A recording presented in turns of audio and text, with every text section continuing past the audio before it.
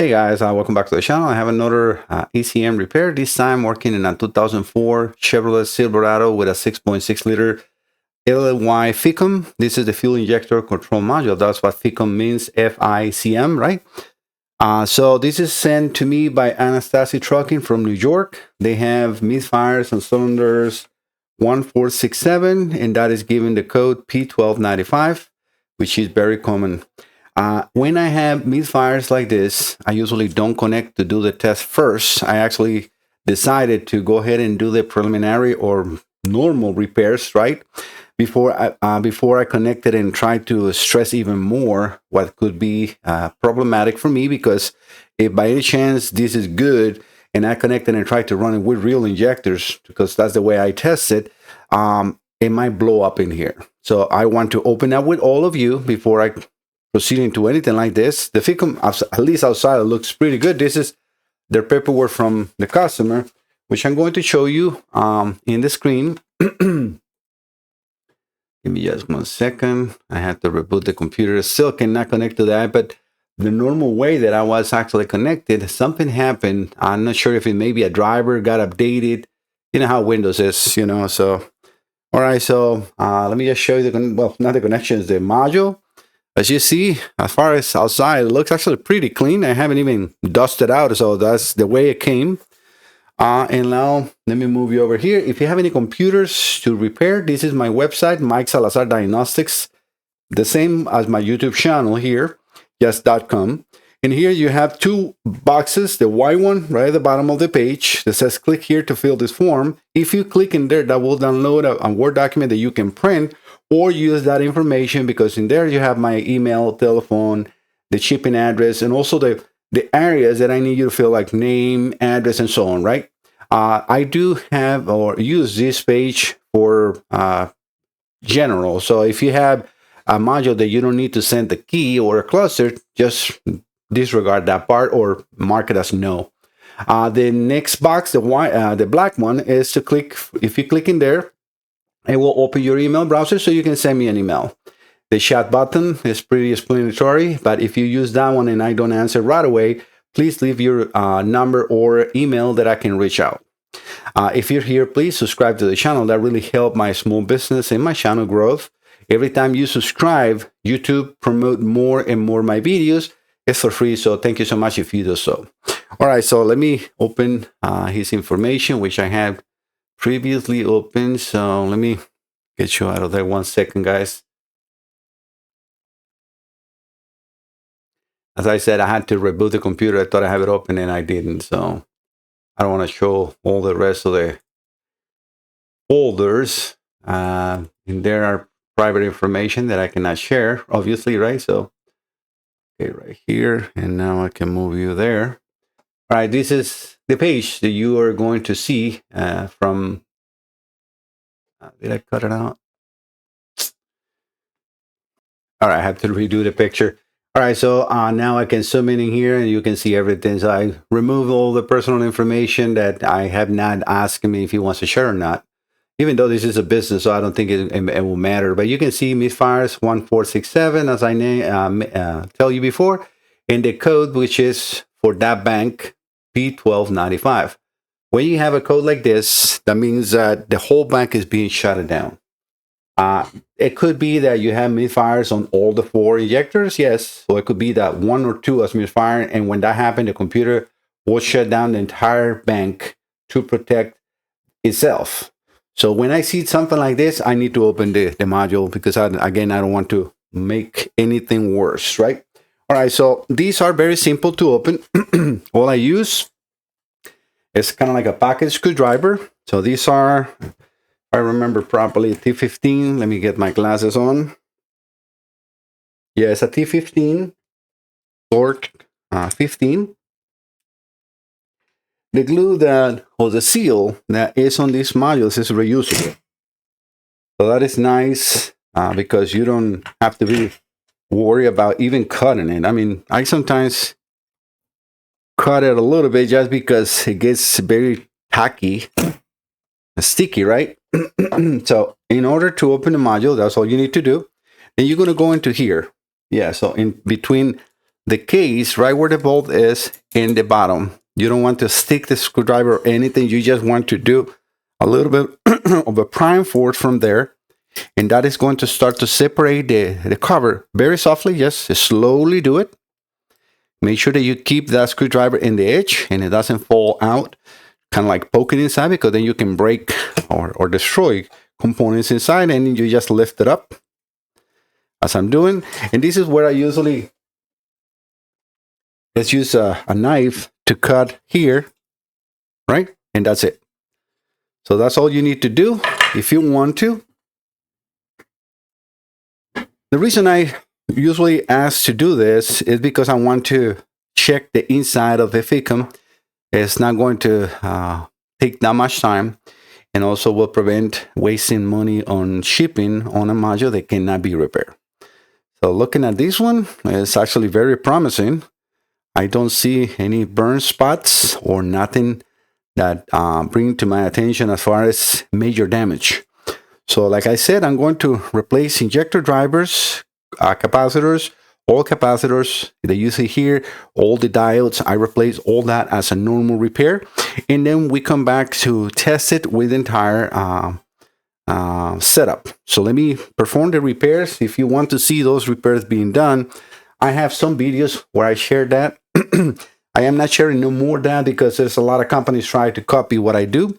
And I'm a small business. I don't have the financial backup the rich people could have, and that could erase me if they start trying to copy and do what I do. So I am very unique. I don't think it's any other company that takes care of the customers and do the repair and show the repairs, because you will see the repairs and everything being done after, where you will see new capacitors and components and the module running good. But it's a little concerning for me to connect this and try to reproduce a problem, especially when components like this has over 21 years of use, right? That can explode in my face at any time. So I don't want that to happen. So I hope that you all understand. And so is Ralph from Anastasio Trucking. All right, guys, I'll be right back. All right, guys, I got everything connected and finished the repairs, the normal repairs, and I'm glad I did. Actually, let me remove all that because I want to show you a few pictures so you understand why it was such a good decision not to do this. I press something else and then Pico. Yep. All right, so let me get you over to this his folder so we can get to see how this was inside. I mean, this was about to explode. Let me get this into bigger size. So I want you to see all these that you see here is hydrolytic acid from the capacitors. I mean, they are leaking, all of them. Look at right here, right when I'm moving that white hand. This one was the less leaking one, but we can see all these fluids in here. So let me get to the next picture. Look at all these areas right here. So, and this is just, again, with the naked eye, even though we're using the microscope, but I get to go closer because you can see all these little drips in here all over the place, right? So that's acid. And those are very tiny. I mean, this is those pads right there are probably half of a human hair size. They're super small. And yes, I can repair all that, definitely, no doubt about it. And I have. And I clean all this really good. Let me take you over to the next picture. So this is with all the capacitors and everything now clean, ready to be and perform the repairs, which I just took pictures after, you know, as I'm proceeding with the repairs. And then I put this solder mask. This is a specific cement for boards that matches the same material that was there before, and it's actually a little stronger. And I like to use these because specifically in areas of capacitors. Why? Because if in 20 years or so, these capacitors start to leak again, it will not go into those areas that are the ones that at the end damage this board and explodes because it shorts layers in between. So I'm trying to protect everything in there. Let me see. Yeah, that's the final picture. So let's go back to here. And let me put everything that we had before there. So we got the Full Pro, the Pico, and the SUS. All right, so I need to go over to the scanner. First, make sure, yeah, everything on the Full Pro is on. So let's connect. The computer that I have right now connected is my computer. So disregard the big number because it's not going to match the customer's B number. Come on, go away. All right, so we're going to enter engine, automatic transmission, codes menu. I want to see what codes we had there because he had that P1295. Let me get the paper.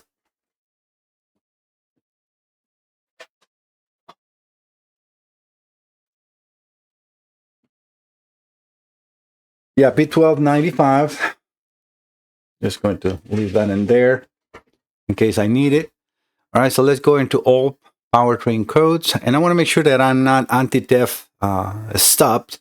So yes, we got the P1295 in here, low transit time band 1, and anti-theft. So I need to first, let me clear the full codes, because otherwise I will not run.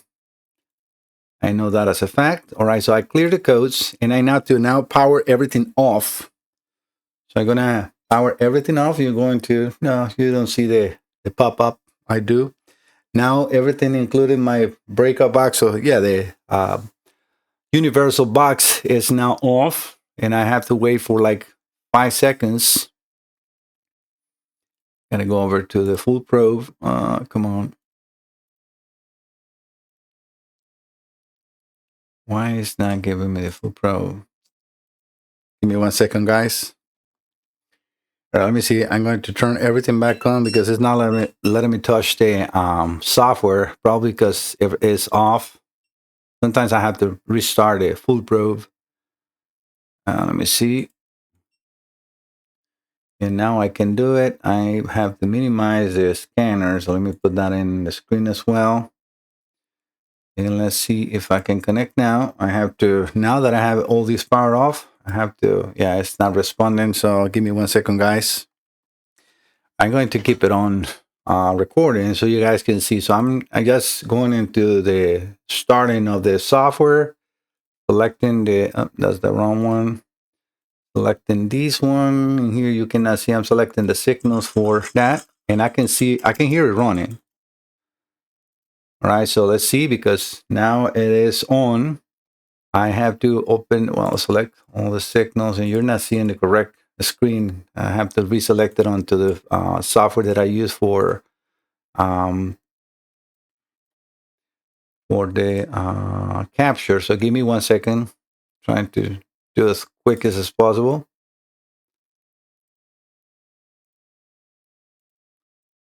All right, so when I do this, I have to turn the power off, turn the breakout box, and turn the power back on. All right, let me go back to the snap one to make sure that we got no full codes, because it ran for a little bit. So let me see. Full powertrain codes.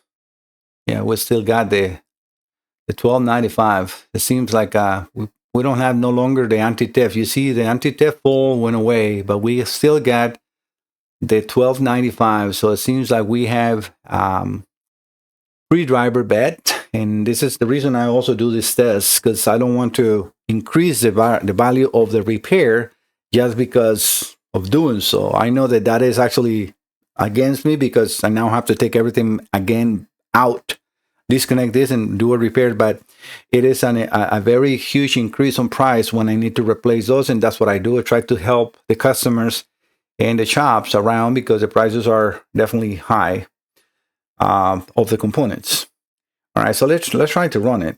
Let me go over to here, and let me change. I forgot to change the software so you guys can see what I'm seeing. All right, let me go over to diesel. Yep, now you can see what I'm doing. I don't know why it does that all the time. All right, let's try to put some RPMs. And I need to run the scope. It's not running. Otherwise, you will not be able to see. Let me take the trigger off. No trigger. And I have the meters in there, so you will be able to see if it's running or not. And that I'm doing it obviously reason, so you can see in myself. All right, so let's run it. So yeah, we can see the red channel kind of running, but nothing on the blue channel. And both are connected here. So I have one channel, the blue channel, onto the last sector, which is the 1467. And then on here, the rest of the cylinders, which is the red channel. And we can see that that one is running, but this one is completely shut down. All right, so I'm going to have to contact the customer and tell them that, yes, this is going to have to go over to the most expensive repair because I have a pre-driver bed and the proof is here, right? So I already replaced trying to protect, as you see, and it was a savvy decision because we do have all those injectors, capacitors leaking. All that is repaired, and I now need to proceed with the rest. So let me contact the customer, guys, and I'll be right back, hopefully with good news. I know they needed repair, so let me see what I can do. All right, I'll be right back. All right, guys, I spoke to Ralph. He approved the repairs. I tell him, he's like, Mike, are you and you find the problem on the FICM? I'm like, yeah, you will see it in the video. As you will by now see that, yeah, it was definitely 100%, no doubt about it. The FICM is the issue. All right, so I have everything connected. Either one of these screen will work because realistically, all you're seeing is that. Let me know in the comments which capture you like to see better. Me with the this with all the tools behind me, or if you like to keep the focus into the testing area. Let me know what you guys like, and I like to please you in that scenario.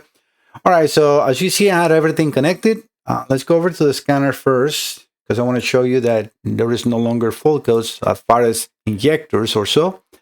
So this is good. We got fuel pressure, glow plug, and things are not connected. Glow plug is not connected.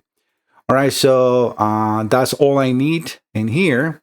So let me go over to the full probe, which I have pretty much ready to go.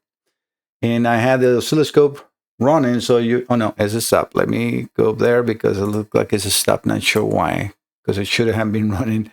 I don't want to make the same error as before. And let's see if this time we have a good and working FICM. All right, excellent.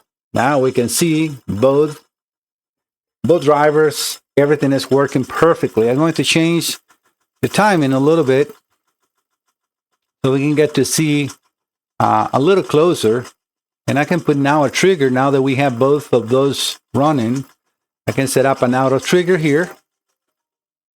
Give me 1 second, guys. I got a customer. Well, actually, he's going to have to wait. All right, so we now can stop the capturing here. So we can see both. And when the injectors are firing, you can see that actually. So let me stop the capture and do a zoom. This area where it looked like a full bar is actually, if I zoom in, it's a pulse width modulated signal. So we can see them both happening that. So they're both injectors. Everything is working good. I'm going to bring that channel down. I'm in 100 volts. You can see how the voltage for the red channel and the blue channel are pretty close to each other. 50 volts, around 50 volts each, but it's working, no issue. So, all right, guys. So this is it. This is a test that I perform always after I do the repairs. You can see Ralph and this shop can see everything working 100%. All right, guys. Thank you for visiting the channel. Don't forget to subscribe. See you next time. Bye-bye.